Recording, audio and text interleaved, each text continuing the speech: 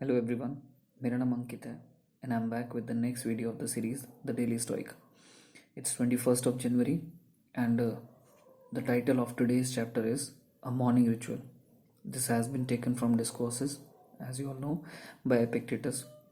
आज का जो हमारा थॉट है ये पॉइंट्स की फॉर्म में है.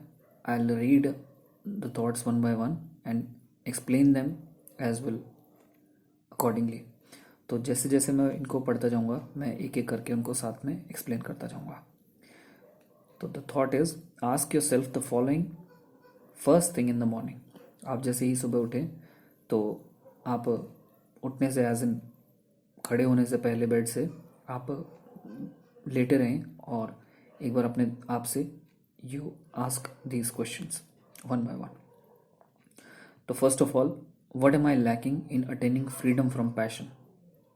What am I lacking in attaining freedom from passion? कोई चीज़ है जैसे आप करेंगे ऐसे कि आप अपने पास्ट एक्सपीरियंसेस जो हैं उनको एनालाइज करते हुए इन जो क्वेश्चंस हैं इनके आंसर अपने दिमाग में मेडिटेट करेंगे, उनके बारे में आप सोचेंगे, चिंतन करेंगे और देन यू विल सी कि ओ एट what conclusion do you draw from them.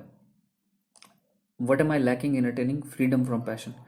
मैं जो हूँ, आप कई बार ये चीज़ देखते हैं कि आप प्रॉपरली फ्रीडम फील नहीं कर रहे हैं किसी सिचुएशन में. आप कोई काम, किसी चीज़ के लिए आप पैशनेट हैं लेकिन you are not feeling completely free to do it.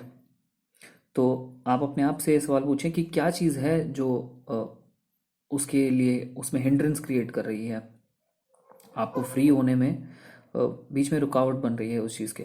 तो first of all you ask this question कि क्या चीज़ है जो लैकिंग है. आप जो चीज़ को अचीव करना चाहते हैं उसको फॉलो करने के लिए क्या चीज़ है जो कमी है, किस चीज़ की कमी है उसमें, क्या चीज़ लैकिंग है. Second one is what for tranquillity, कि जो शांति है, आपके दिमाग की शांति है, उसको अटेन करने में क्या चीज़ है जो आपको रोक रही है, क्या चीज़ है जो लैकिंग है उसमें. नेक्स्ट, व्हाट एम आई?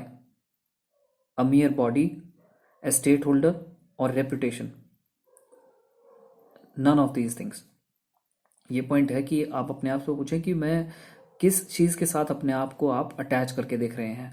आप अपनी पोस्ट के साथ, आप अपनी फैमिली में आपका किस आप रिलेशन में हैं, मतलब आप अगर if you are the head of the family तो आप अपने आप को उस चीज़ के साथ एसोसिएट करके आप देखते हैं कि I am a father, I am a brother, I am a husband, I am a sun.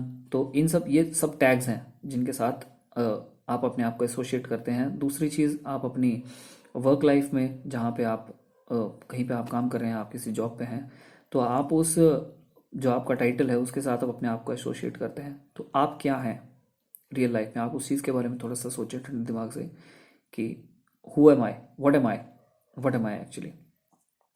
Then what then, अगर वो चीज़ें नहीं हूँ जो चीज़ें मैंने अभी बताई हैं कि मैं एक बॉडी हूँ, सिर्फ एक बॉडी हूँ, या एक स्टेट होल्डर हूँ, मेरे अंदर कुछ मेरी अपनी प्रॉपर्टी है, या मेरी एक रेपुटेशन है, जैसे if I am the head of the family then I have a reputation.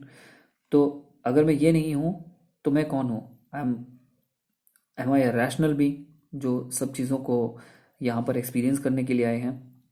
Next is what then is demanded of me, मुझसे अगर मैं, फिर आप उस चीज़ के बारे में नेक्स्ट पॉइंट पे ये सोचेंगे कि मुझसे क्या चीज़ें हैं जो एक्सपेक्ट करी जाती हैं. वैसे तो आप यहाँ जो है अपनी सिर्फ कोई चीज़ किसी के बिना नहीं रुकती है इस दुनिया में.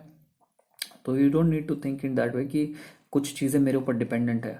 डिपेंडेंट किसी के ऊपर कोई चीज़ नहीं होती है. As Vivekananda said it, the world goes on, everything goes on, life goes on, सब चलता रहता है. तो आपको अपने एक्शंस के ऊपर सोचना चाहिए कि आपको सिर्फ, जैसे गीता में कहा गया है कि निष्काम कर्म करना चाहिए. आपको उस चीज़ के बारे में ये नहीं सोचना चाहिए कि मैं, कोई मेरे ऊपर डिपेंडेंट है इसलिए मैं इस चीज़ को कर रहा हूँ, या मैं किसी को एज एन, आप किसी को भीख दे रहे हैं तो आप ये ना सोचें कि अगर मैं नहीं होऊंगा तो ये मर जाएगा. That is not the case and that can never be the case. आप सिर्फ एक जरिया हैं उस चीज़, उस तक वो चीज़ पहुंचाने का. अगर आप नहीं होंगे तो कोई और होगा. तो you are just the way, you are, आप एक जरिया हैं, ठीक है। तो नेक्स्ट इज, आप उन एक्शंस के बारे में मेडिटेट करें, आप उनके ऊपर मनन करें, आप सोचें उन चीज़ों के ऊपर कि क्या चीज़ है जो मुझसे डिमांडेड है, और फिर आप उसको सिर्फ just for the sake of doing it आप उस चीज़ को करें, आप उस अपने आप को उस चीज़ के साथ एसोसिएट ना करें। How did I steer away from sanity? If you are not feeling calm, तो what was the reason of your deviation from serenity? आप अपने उस रास्ते से कैसे हट गए? आप उस चीज़ के बारे में सोचें, आप उस चीज़ के बारे में चिंतन करें, आप कंक्लूजन ड्रॉ करें, आप एनालाइज करें अपने पास्ट डेज को, या फिर आप अपने जो बिल्कुल पिछला दिन है आप उसके बारे में सोचें कि कहाँ लैक हो गया, या अगर आपने कहीं सिचुएशन में if you are not feeling that calm, तो आप ये सोचें कि why, what was the reason behind that. Next is, what did I do that was unfriendly, unsocial और अनकेयरिंग? आपको कभी बुरा लगा हो कल, यानी कि पास्ट डे में, तो आप उसके बारे में, जैसे if you are doing it in a routine way, अगर आप इस चीज़ को डेली करेंगे तो you would be just thinking about the previous day, आप पहले दिन के बारे में आप सोचेंगे। वैसे this ritual can be followed before going to bed as well, but to make your day better, आप उस दिन आप कैसे परफॉर्म करेंगे, तो आप मॉर्निंग में भी इस चीज़ को, and you can do it on both times, आप दोनों टाइम पे सोने से पहले भी कर सकते हैं, और एक हेल्दी फ्रेश माइंड के साथ आप सुबह भी इस चीज़ को सोच सकते हैं, ताकि एक आपके लिए एक डेली मोटिवेशन हो कि आज आप उस चीज़ को रिपीट ना करें। तो आप इस चीज़ में सोचें कि आप अनफ्रेंडली थे किसी के साथ, did you behaved unfriendly with somebody, were you in a situation where you felt unsocial, आपको ऐसा लगा हो, और आप अनकेयरिंग थे, आपने प्रॉपरली केयर नहीं करी, और या फिर आपने करी और there was a scope that you could have done it in a better way. तो ये आप इस चीज़ के बारे में सोचें कि अगर वही सिचुएशन में आप आज होते हैं तो how you are going to handle that situation.